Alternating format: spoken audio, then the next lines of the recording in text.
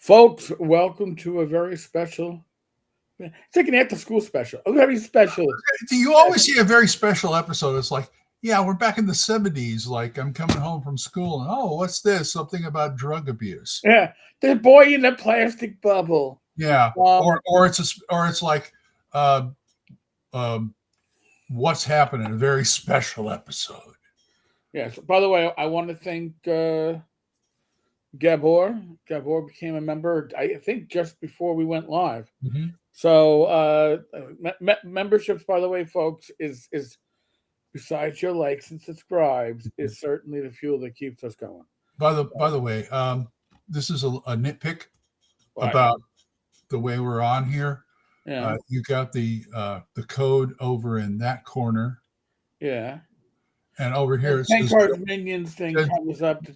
It covers up the latest chat a little bit. Yeah, I was going to say it's kind of hard to read. Because of the. All right, hold on a second. Like I said, it was a nitpick. I was watching Talking Crit last night, and it's like, damn. Well, in Talking Crit, I will say this: the chat goes by so fast, it doesn't really. That's true. That's true. But I was there for a good while, but when you guys started talking about the guy doing sell for his book, it kind of lost me. So it's because being a voice actor myself, and it's like, well, I'm doing an audiobook of my book, and there are females in there. Well, and there are females in there, but this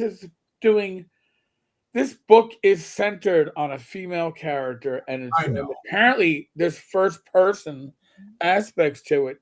I think you would get a female person, and honestly, if you're going to push a part of the book, that's probably not the one that you lead off with for your advertisement, your short video. There's probably a better section that is action packed or intrigue packed, but not the one about I am Bree. I am not Triss' daughter. Well, I guess it's my mercenary mind, but I kept thinking, well, it's a paycheck. Somebody asked me to do it, I do it. Of course, it sounds something like Monty Python. My name is Bree, and I'm sitting here. Well, it kind of sounded like that. I gotta admit. Oh, it's okay. It's okay. Don't worry about it. I've got a sword. I can swing it around. We're gonna make some pottery just for you now. My friend Crispy ran a Labyrinth Lord game one time, and he let me go. We actually had a sleeping princess that we woke up in a castle, and he let me go on for 10 minutes talking as the princess. Well, I've been sleeping here about 10 years. I know what happened, but thanks for the kiss. At the end, he goes, "Glenn Hallstrom, ladies and gentlemen." Well done, sir. Well done. I can't believe he had let me indulge like that. It's like I started looking. It was online, but I started looking around. It's like, you guys still here? Nobody here but us rabbits. We still. Hey, Sovereign, how you doing? Yep. No, we are here. It's Tuesday afternoon in New York. It's 11 o'clock out there in that wild state of Oklahoma. All you lunch bums, hi. Lunch. I'll go to lunch afterwards.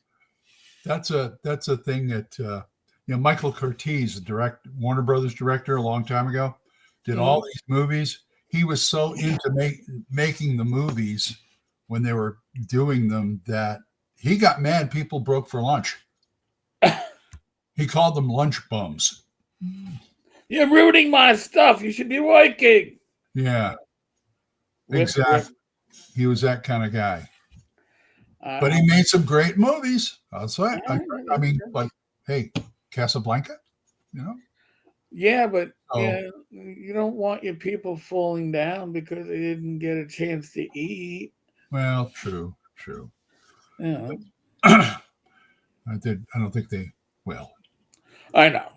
It's like back then. I don't know how strong the unions were, but probably not very. Strong enough, I guess. I guess. Yeah. But now, I'm guessing the unions. If it's a union shop, the unions call the shots. Probably. Excuse me. Tavern Wolf, loving your videos about rules, light games, and the OSR. There'll be and Glenn, welcome. There'll be more of those, but I'm also doing it kicked off yesterday. It's members only, probably until the end of this live, and then I'll kick it. I'm going to be doing a series on sponsorships and paid advertising in gaming on these YouTube videos, because it came up in last night's live stream that a lot of these YouTube influencers have the same talent agency. And I didn't know it was a talent agency, but Wiley Knight is apparently the talent agency for Ginny D and D&D Shorts and a few others. And there's a reason why things with them interact. And yeah, it's going to be an interesting series. And I was so driven. I did all my research last night, and I'm at 2:00 in the morning, and I'm like, gotta get the video out. And I'm showing Rach a thumbnail, and she's like, okay. I'm like, no, it's an awesome thumbnail. Yeah. I do my best work late at night, which is scary. Most people do. Yeah, I wasn't like that until I spent 6 months working midnights on my way out from the job. And then I found out, like, oh my God, these working at 2 a.m. is somehow clears the mind. Your distractions go lower. True. Anyway, Glenn, yeah, I see you survived Joe the lawyer. Oh my God, cool. So you got Joe on a good time. You didn't have to do a 10-hour live stream. Yeah, is he still doing those? Yeah, he still does those. Because I see the shorter ones all the time, and it's like yeah. No, he does he likes to do those really long live streams, and and by the way, folks, just so you all know, I should tease it. Hold on a second. Tease it. Oh my God, where is my thumbnail? I don't see it. Oh wow, I'm looking at the side of your head. Uh-huh. I mean, yeah, you're growing the hair long, but it's receding up top. Wow. It's like your hair's shifting. Yeah. It's gonna shift. It's gonna be a bit of a shift. Only 3.5 hours for Glenn. I love it. Yeah, that was a shorty for you, man. He took mercy on your soul. Yeah. Let's see. Sovereign says, talent agency. Do you think that all these so-called gamers are nothing more than posers acting like gamers? Now, I'm going to get into that. It's going to be a series, but Sunday night special is kicking off on Sunday night. It's going to be twice a month. Myself, Joe the lawyer, and Joe Block. So, yes. Don't worry, folks. I'll sneak in there. Don't worry, folks. I'll find a way to sneak in there. Yeah. And by the way, initially I had the Scales of Justice in the middle for Joe the lawyer, and Joe's like, "No, I'm barely a lawyer. How about a glass of scotch?" I'm like, "All right, we'll do the glass of scotch with the D20 in it." So there you go. It's going to be 9:00. 9:00 on Sunday. I know it's a little strange timing for me where I do everything at 8, but we make it work. We make it work. Yeah, why not? You did some. I liked your OSR stuff you did. And I didn't watch the whole. I watched the shorts, and it's like, oh, these are cool. Yeah. Right. You did. I remember you did some more Shadow Dark stuff. The Shadow Dark video. And I almost put a live stream out, wondering why Shadow Dark was so popular. But I mean, I can pretty much well pretty well guess, but well, I mean, I got a copy at North Texas this last year, this year, and I looked through it, and it's like, well, other than the torch stuff and the time stuff, I really don't see how revolutionary it is. I'll tell you what my thoughts are. Sovereign Wolf, all those live streams and standalone videos. You are the hardest working man in gaming. I happen to be retired, and I have a decent pension, so I don't have to work another job. So I can take the pennies that I make on this and reinvest the pennies into this. It's not like I need it to like. Here's how hard he works. I like to do live streams sometimes, but every time I have to check and see if he's not doing one at the same time. Generally, I don't want to be split, the fan base here. We don't want to split the fans. Don't want to split the fans, Joe. Don't want to split the fans. But no. Oh God! Now I distracted myself. What was the question, Glenn, that we were talking about? You're the hardest working man in games. The Shadow Dark. Shadow Dark. All right. So here's why I think Shadow Dark hit that critical mass. Okay. Presentation is awesome. All right. It is a book that looks really nice and feels really nice. It has that tactile feel. It's real good. Okay. It launched when the OGL fiasco was at its height. That was pure luck. Pure luck. You couldn't plan that if you wanted it. Mm-hmm. But there was a pushback against WotC. And here's a game based on the 5e system, stripping it down with old school sensibilities. And people were like in their new avarice against WotC started to go and say, oh, F you. Another aspect of this is Kelsey built up a strong fan base on 5e, doing a lot of her work for the DMs Guild. To the OSR people, she came out of nowhere. But to the 5e people, she had a history. It was a 5e build. Okay. It was a 5e build, but it certainly hit that OSR nostalgia look. Mm-hmm. For people like Glenn and I, or see me, my eyes are getting old. I love Swords and Wizardry. I can't read anything from the box set on because it's just too small a type. But she had the right font that was very readable and legible, very clean pages. And she had James Mishler, which you folks, that name may not be familiar to you, but James is an old school grognard of the best kind, and did a lot of work on Judges Guild Wilderlands. Oh my God, well over a decade ago. I got to find some of his original stuff. I have some on a shelf. James was her first DM. So she came into gaming, even though she was playing 5e, with the old school mindset. And she happens to be very likable.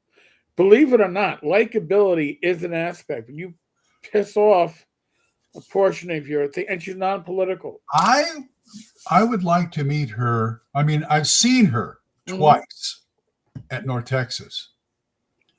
I would like to talk to her sometime if I ever get the chance. And if it keeps going like this, I'll never get the chance, because when I saw her the 2 times, there was like boom, a crowd around her. I couldn't even do this to get her attention. It's crazy. Last year at North Texas, I introduced her to Greg Christopher because I know she was telling me she wanted to meet Greg. Greg wanted to meet her, so I had to make that introduction and just step away because she's a popular person, and in a way that old school gamers, Frank and Tim, they have their following, but this is on par.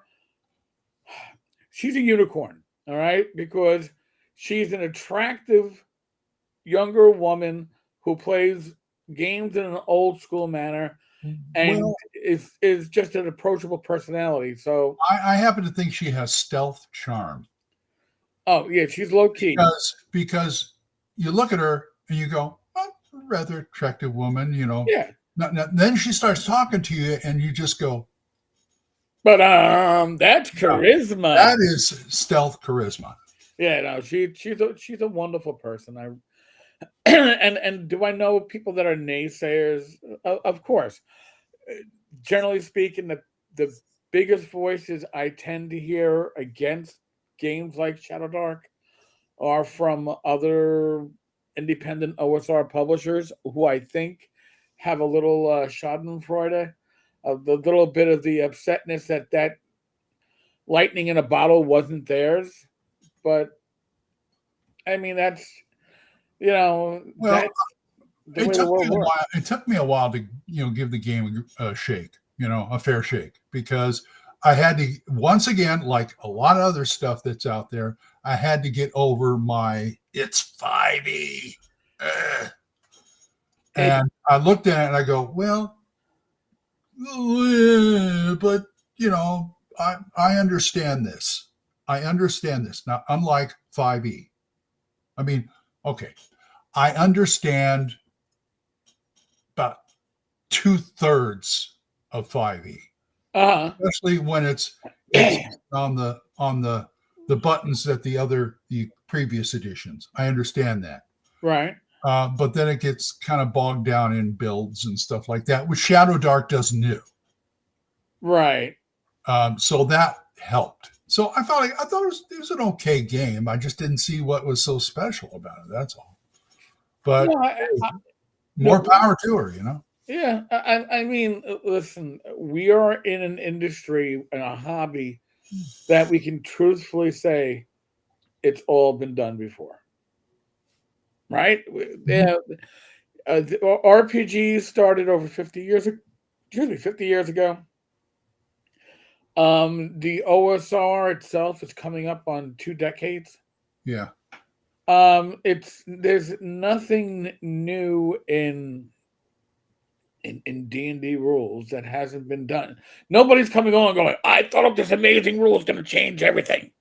Mm-hmm. It's how you present it, it's how you put it together, and it's how you market it. Well, I got to give her, on the plus side of the book, there's a lot of tables, and I like tables. I can always use tables. Yes, and her tables are good tables, by the way, folks. Yeah.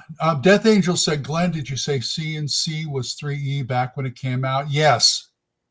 I've always said it's 3E, the real 3E, the 3E, the way it should have been done. Other than everybody says Pathfinder. No. Pathfinder is 3.75. I mean, it's 3.5. It's all 3.5. But I mean, this is the way 3E should have been.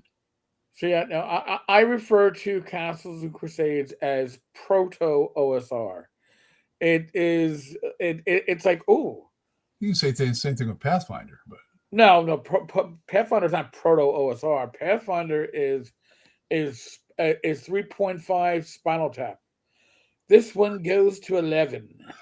I still think that C&C should have been 3.5. And as far as I'm concerned, well, see, my definition of OSR stops at 2nd edition. Yeah. But anything else beyond that, like 3.5, whatever, is not OSR as far as I'm concerned. Fair enough. That could include Castles and Crusades, even though I like it. Well, but Castles and Crusades is about far from being 3E and still have the roots of 3. Like DCC is 3E. Okay, DCC is. Yeah. Here, I'll be honest with you. Yeah. Listen, Glenn. Swords and Wizardry, Labyrinth Lord, OSC, anything that's based on the SRD that we generally use is based off of 3rd edition. So the OSR doesn't exist without 3rd edition. Yeah, the Swords and Wizardry is not 3rd edition. Built on the 3rd edition SRD? I don't care. As far as I'm concerned, SRD is just a license to do what you want with the old stuff. But just because it happened to come out during 3E, the D20 era. That's the only coincidence to me. Well, but they actually used the SRD to build it. That's what made it Okay, fine. So yeah, that's why I don't see Castles and Crusades is not third edition. It's not packed with skills. It's not packed with good.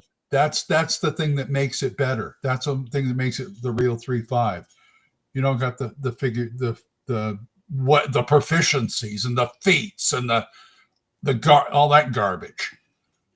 All right, Death Angels. You know, I did a a series of videos on this, right?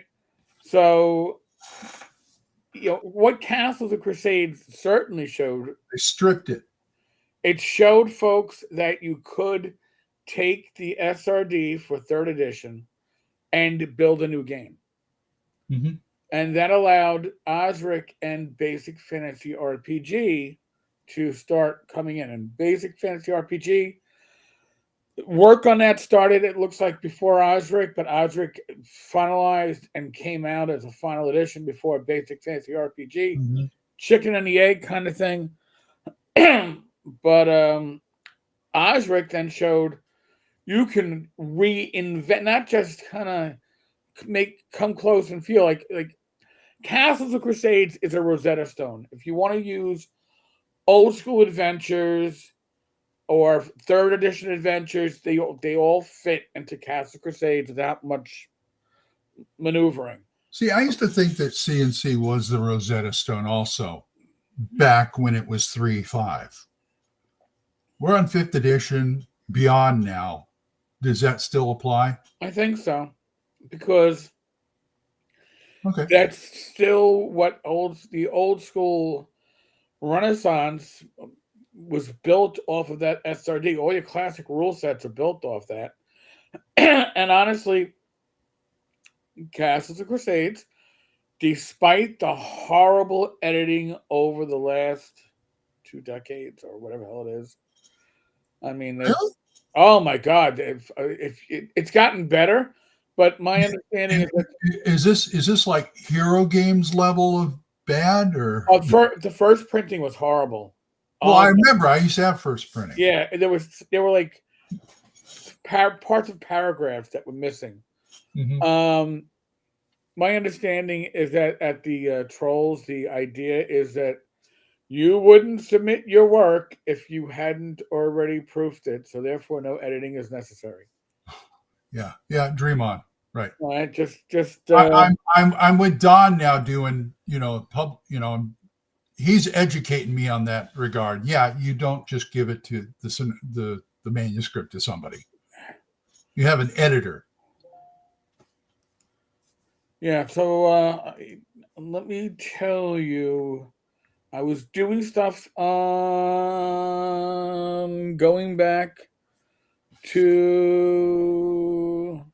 All right, go back to beginning of September on this channel, and you're going to see a bunch of OSR videos that were being done, and I go through the history of the OSR, the lineage of it. So Death Angels, you can go and check that out if you got questions. If you got questions, I got answers. Answers, I tell you, answers. True. I mean, I now am working with Don Zamora, which it's been an education. Let me put it that way. From the gangbuster stuff to the other stuff he has planned to he is now going to publish my novel. It's been, wow, this is what publishing is all about, professional publishing, which I'm kind of like, this is interesting. This is cool. Good information. So, and I think that's a plus for. I told Becky. She said, "Why do you get?" Becky's not into gaming at all. She thinks I'm, that's your thing, whatever. Mm-hmm. But it's like, you know what? I've learned more about business as a gamer than I ever thought I would. Oh yeah. the gaming business, but business in general. And that includes publishing. And that's scary, isn't it? I mean, that's a little. Listen, one of the skills that I brought over from law enforcement, and it's not just me doing these deep dives, is that I was a liaison with another government agency that oversaw our watchdog, the Civilian Complaint Review Board. I was the liaison as a sergeant. Okay. And I learned politics. And I learned how to deflect. I learned how to do all this useless shit that made me feel very unclean. And then I got more involved in gaming on a level that's not just sitting in my table gaming, but interacting with publishers and creators and all that stuff and going, holy shit, there's so many personalities that you got to balance and deal with. And this person, a lot of hoops to jump through. This person doesn't like that person, but that person doesn't know they're not like. I was like, oh my God. So that training that I got being a liaison was certainly helpful in the long run. I will just say this, and this is all I'm going to say about it, but publishing with him and Mark Hunt has been an education. It's been an education. I mean, on a meta level to me about how, authors and publishers and editors and how they all work together. You know what I'm saying? Yeah. Yeah. It's very, very different. It's not what I had expected when I came. Listen, I had my blog. I didn't get involved in this publishing aspect until Swords and Witchery Light, right? And I was just the one writing it. And I learned quickly that when somebody says you got 2 months and then suddenly it becomes a week and a half, days later, that's how this industry works. All right? Because in the case of Swords and Witchery Light, oh, no, we want to release a print run at Gamehole. That's like, holy shit. I mean, you plan things. No, so always plan for your plans to get screwed up. It's like running a D&D adventure. Oh, yeah. It is. It really is. I gave Mark my manuscript from my novel, by the way. I'm going to be publishing a novel soon. But the point is I gave it to Don. Uh-huh. And this is why you need an editor. I gave it to Don. I never think of saying, just publish this.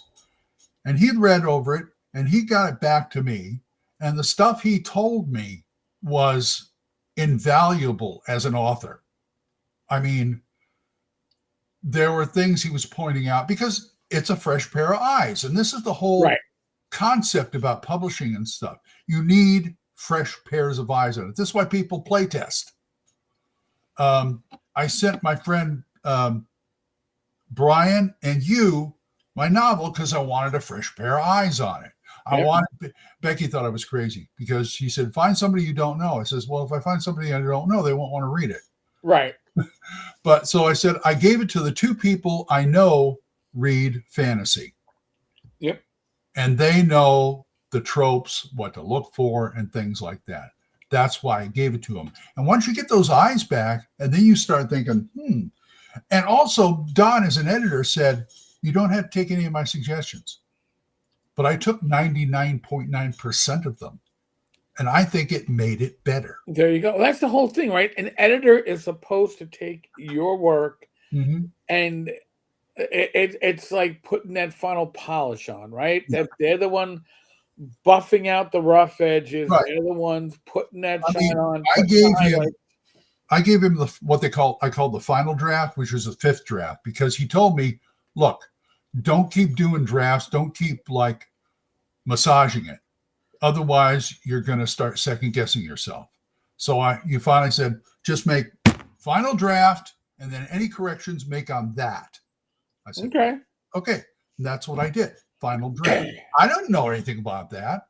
I'm a stupid author, And, I think playtesting is kind of, that's your editor right there as far as gaming goes.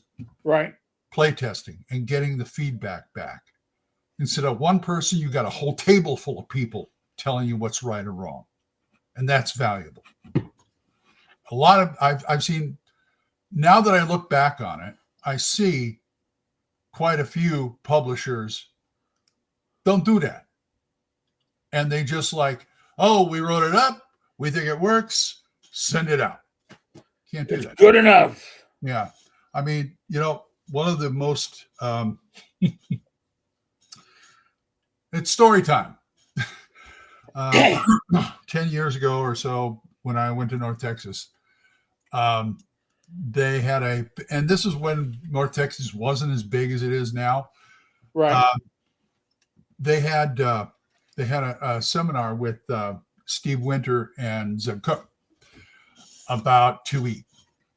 And I was there and Vince was there. And I remember Bad Mike walked up to us. Can you guys come over and, if there's going to be a Q&A, can you guys come over and ask some questions? So I said, sure, whatever. I mean, I was going to watch it anyway. And one of the questions I came up with was, the Splat books, did you guys play test everything? Awesome question. And Steve came right out and he said, the first few, yeah. But we were cranking them out, and a lot of them didn't get play tested. Blade singer, anybody? Blade. Now I know. Now I know why they're the way they are. Oh, fine.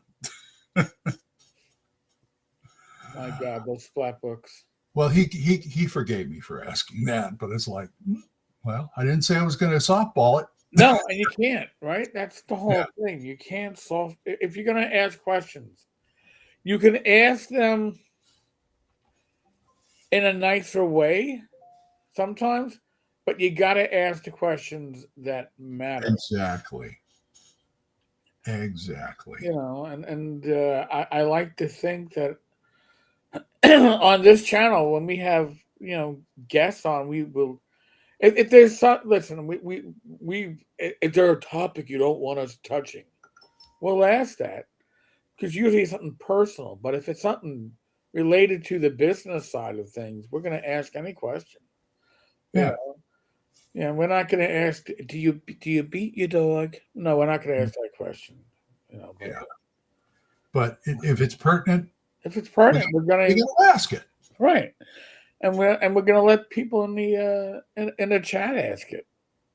But that just proved my point about not everything gets play tested, not anything edited that comes out there. So, but to me, that's like, it's part of having the badge of gamer. You know what I'm saying? It's part and parcel of the whole hobby. You got to deal with that. Yeah, you do. Every time I've told this before, when I was deep into Champions, every supplement that came out, it's like, oh, let's see how many typos are in here this time. You count the typos on Hero Game stuff. So and there's that XX page reference again. That's a very popular page, XX. Yes. Gee, everything's on XX. Wow. Anyway. Go see XX. Oh, well, if it had 3 X's, it would be Triple X. Ba-dum-ba-dum-bum.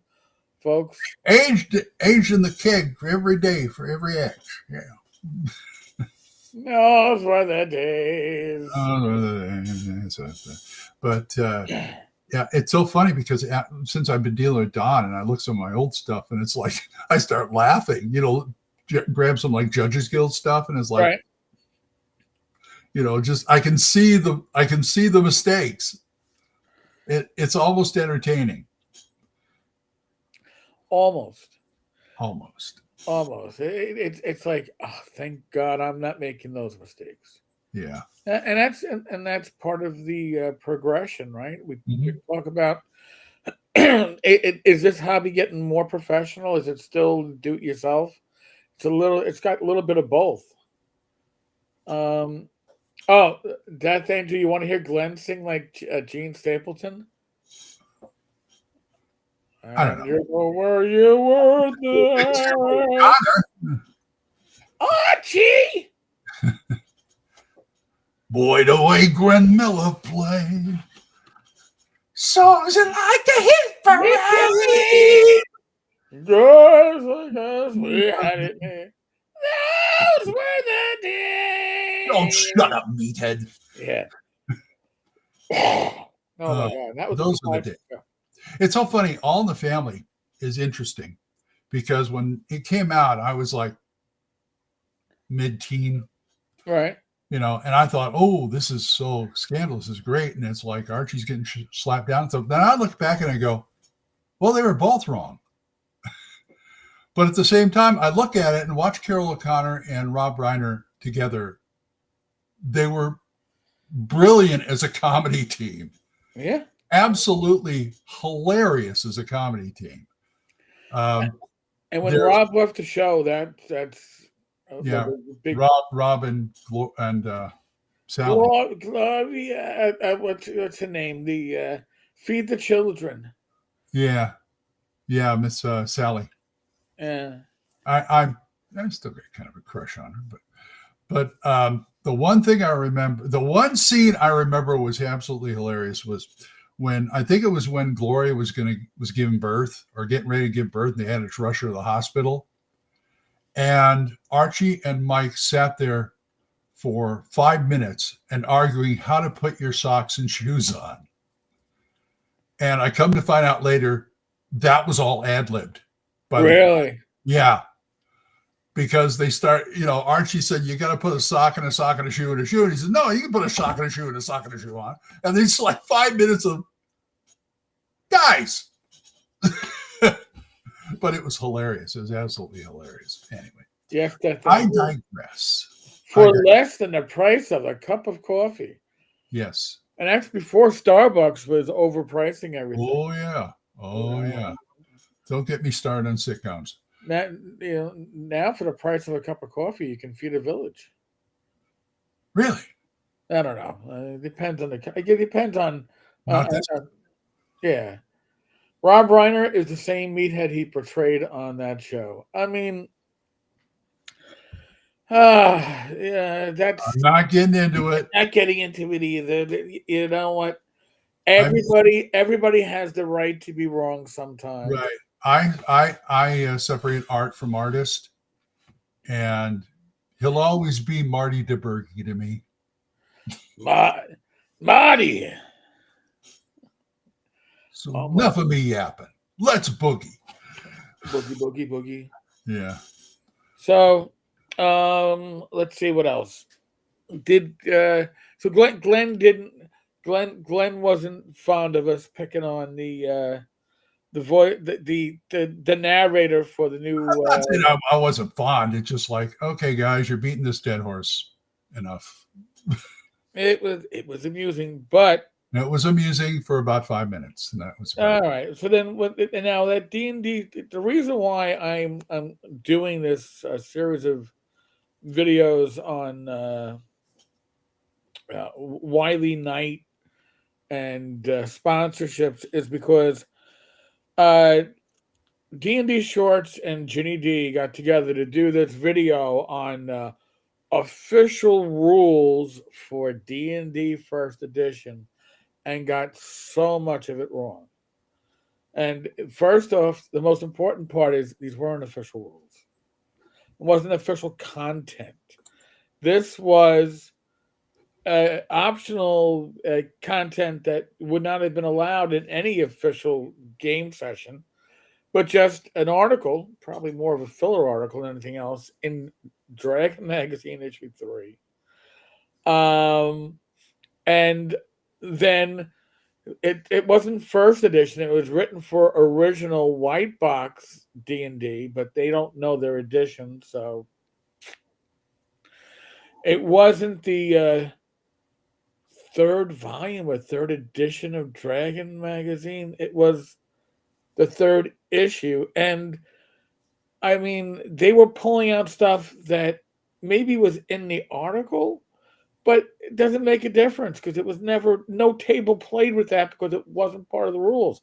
It was a clickbait article or a clickbait video, but it was probably put together not by either of them, but by Wiley Knight, because that is the common interaction between the two. Yeah. And they knew this will get the views. And it got 500,000 views. And I was like, holy shit. And it's full of crap. And therefore, like I said, somebody has to do a bit of a deep dive with this. And yes, in my prior career, I did spend time in internal affairs as a sergeant, supervising investigators. Crap like this needs to have somebody look into it. So it's going to be me. So first video will be live today for everybody. Next video will be probably done this afternoon or tonight, and live for members shortly thereafter, and live for all probably not until Saturday. That's probably when I see it. I'm not a member, so. All right. Well, Saturday, because I got a video coming up tomorrow, Friday, at the collaboration with Joe the Lawyer and Joe Block, the Greyhawk Rognard. We've all got videos up about gaming conventions, because that's what we're going to be talking about on Sunday. So we got a collab video coming out tomorrow. So I talk about it on here, but I think I've exhausted I've exhausted that subject. And that's okay, Glenn. That's okay. I mean, I'm sure I'll come up with something new sometime, but my brain is like, Well, Glenn, how is your podcast or YouTube doing? Are we doing? Are we not doing? Podcast? You mean live stream? Well, you were doing. You were doing your podcasting on Spotify, and you were doing your YouTube. Are we still? Oh, okay. Where is that? That is like nowhere right now. I'm just trying to do the live streams to kind of like keep the ball rolling. Okay. I mean, that's why I do like maybe one a week, one every other week, or something like that. They're not really regular. It's just like, okay, what time is it? Okay, yeah, I'll do a live stream. Kind of like Joe. Joe the Lawyer is like that. Yeah, I'm going to do a live stream in half an hour. Start inviting people. I'm like, dude. How do you do that? Well, I'll ask you off air, but you can ask on air. It's fine. Because I don't do this restream stuff. I just go straight to YouTube and do it.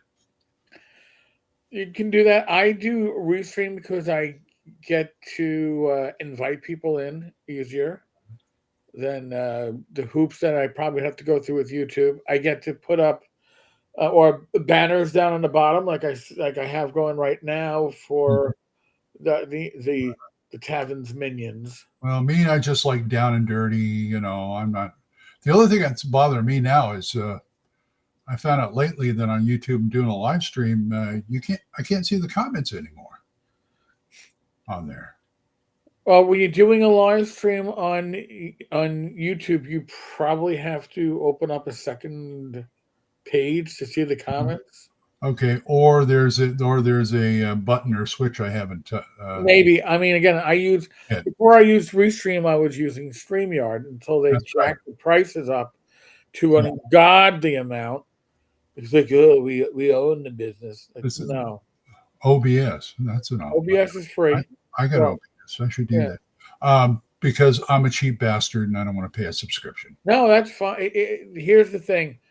I was looking into OBS and I was going to be trained on it, and then the individual was going to be training me on it passed.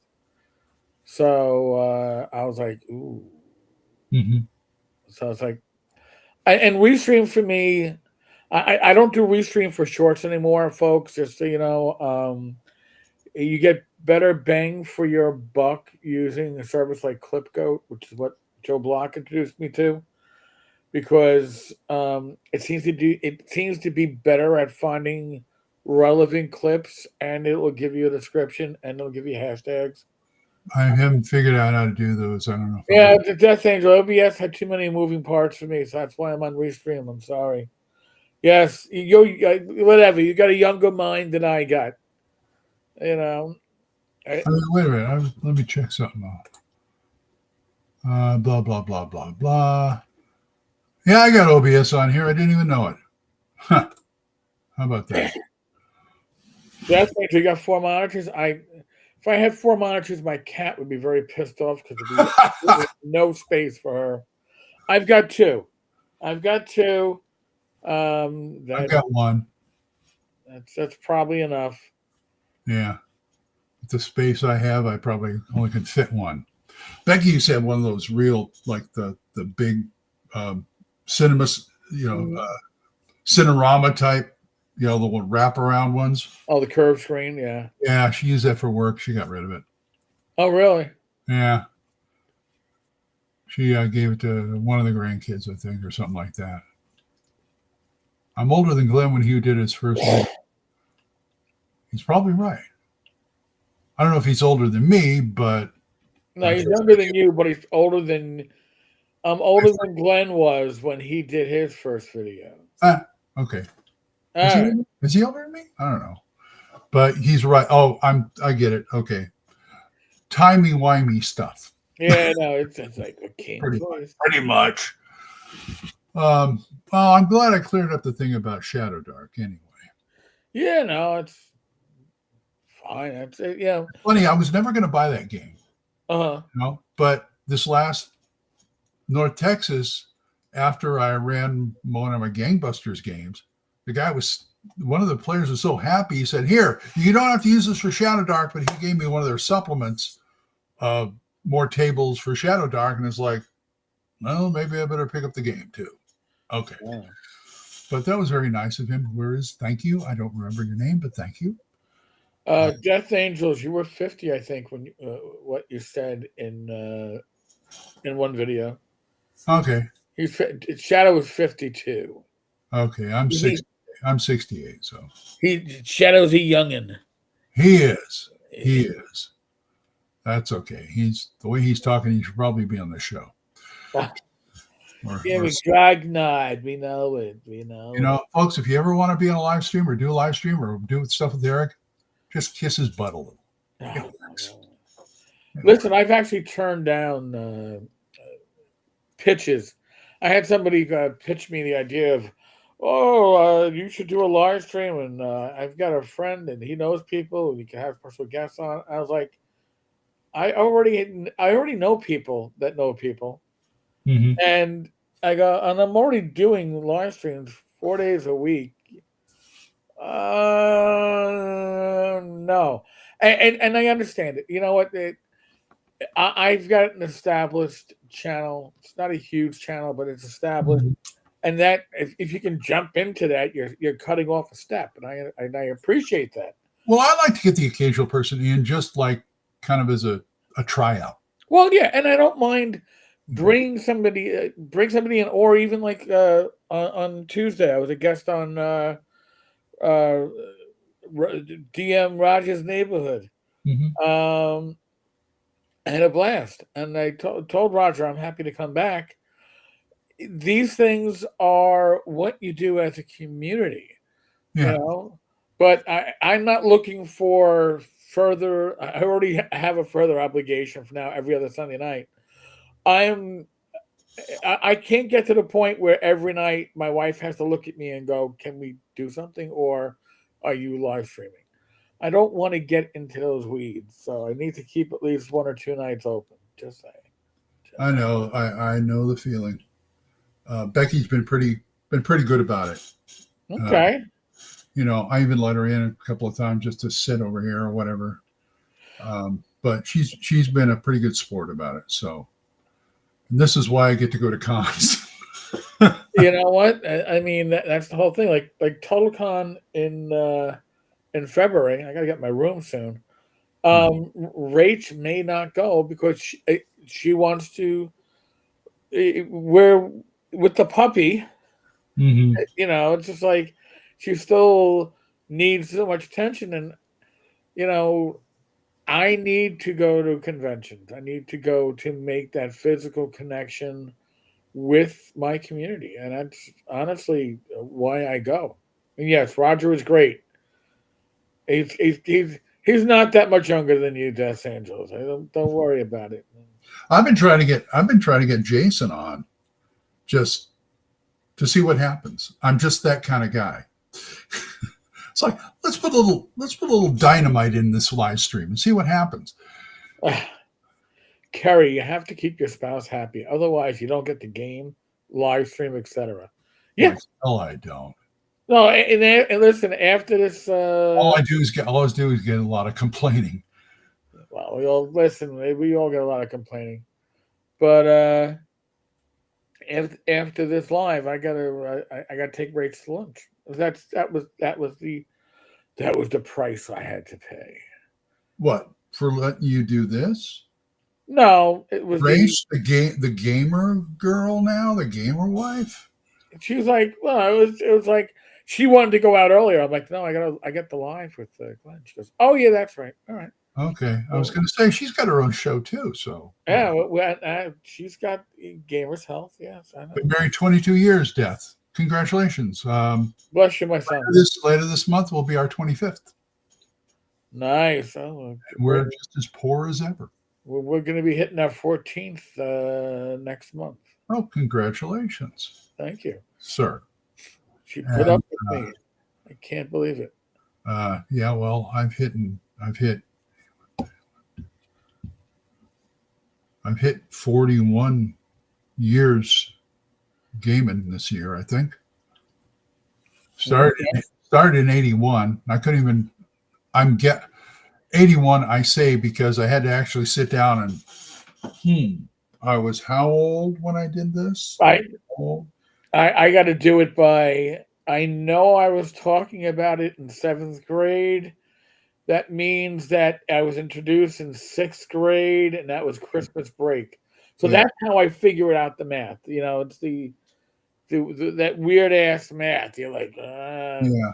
Well, me, it's like, okay, I got married at 22, and I think it was at least a year before my then wife said, "Hey, I found a bunch of people who played that D&D we read about," and hooked up with them, and that was it. And I'm guessing it was 81. Okay. So I didn't get in. I'm not one of the old, originals, but at the same time, you're pretty early on. I mean, again, pretty early. Yeah. Yeah. I mean, I came in, if gaming started in 74, by the end of 79, I was introduced to it. So, I mean, that's a lot of gaming experience, not just on screen right now, but in the chat. Congratulations, long shot. 31 years, gaming since 84 or 85. There's another early mid type guy. Those were the fun years. I mean, not saying it's not fun now, but to me, those were the interesting years. Let me put it that way. Because you didn't have the internet showing you how to do it right, how to do it wrong. You literally were flying by the seat of your pants. Yeah, and you had Dragon Magazine, and that was internet, and all this Judges Guild stuff, and you look at all this stuff, and it's like you can say it's all BS and do your own thing or pick and choose, kind of thing. Right. Like I said, I'm not saying you can't do it now. I mean, now we even have even more stuff, that we could draw from. I've got a ridiculous amount of stuff I can draw from, and about time I better downsize that stuff. But anyway, you know what the game I've been kind of getting back to. What? I mean, it really doesn't matter because I'm not gaming right now, except for that Monday online game. But I've been getting back to Index Card RPG. Oh, okay. Yeah. I find that game fascinating. I can't get it. See, here's the thing. I'm 68, okay? Like I said, we've been doing this a long time. Yep. And I get tired of having to talk people into a game. I'm just tired of it.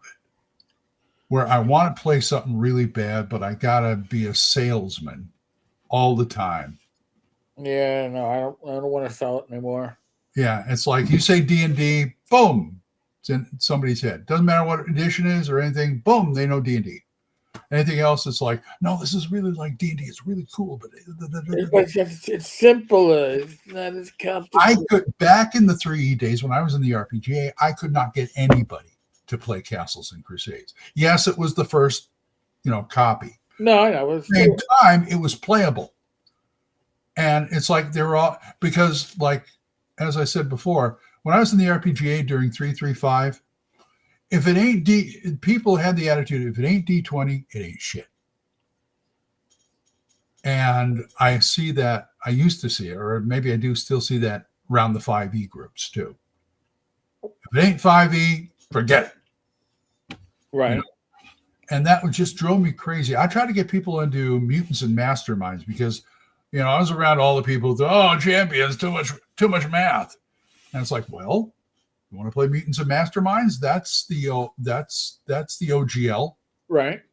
And it's a lot easier. There's a little math, but it's a lot easier to, but no, nothing. I couldn't sell electric blankets to Eskimos. Oh, Glenn. It's crazy. It was great. And I just, you just get tired of it.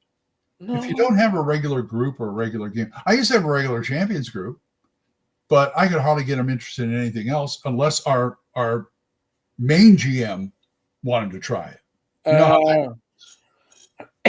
Mark wants to try GURPS Fantasy. Okay, we're playing GURPS Fantasy. And I go, I want to try Marvel Superheroes. They play one game. Yeah, let's go back to champions. What are you going to do? I don't know. What are you guys going to do? That's a good question. I mean, maybe that's the question we start wrapping this up on. What are you guys running? What are you all? What are you all playing? What's the big hard on you have for what system, and how do you get people interested in it? I'm talking non-D&D because D&D is like, that's the sell on role-playing games. It really is. It's the main sell. Yeah. It's just Xerox. So any non-D&D, what's your heartbreaker? Or not heartbreaker, but what's the one thing you either have gotten people involved in or can't get people involved in? I've got to say, my Monday group, when we meet face to face, God bless them, they'll try anything I throw at them. And they're really good about it. We've done Gangbusters. We've done Savage Worlds. We've done Hyperborea. And they've God bless them. It's like when I got this group, it's like, I've never had a group like this before. People who actually are willing to try some different things. It's weird. Kerry says favorite system is Savage Worlds. Okay. Modified to be more OSR-like. Long shot, Adventures Dark and Deep. Nice. That one I have yet to look at. Adventures Dark and Deep came out with a light rule book, so it's. I saw that, but I'd rather get I want to start with the original. I've heard about it. It's what is it? 1E or 2E? It is what 2E would have been if Gary had written. Oh, okay. Because I was thinking of For Golden Glory, which is a 2E. Yeah, which is a 2E retro clone. Which I used to have a copy of. I don't know what happened to it. There goes my voice. As a matter of fact, I used to have 2 copies of it. I don't know what happened to it. I don't know. But I got the original, so whatever. There you go. All right, folks. We are going to wrap this up. There may be a live stream tonight or not. I don't know. Depends on how Don is feeling. Don's been under the weather, but if he is over the weather, is this a vlog of many things? Yep. Oh well, I may try and sneak onto there. There we go. Tomorrow night we're you and me. Yep, at 8 o'clock. And Don, hopefully. And hopefully Don. 8 p.m. Saturday, myself and Rage Gamers Health. 9 p.m. Sunday. Sunday.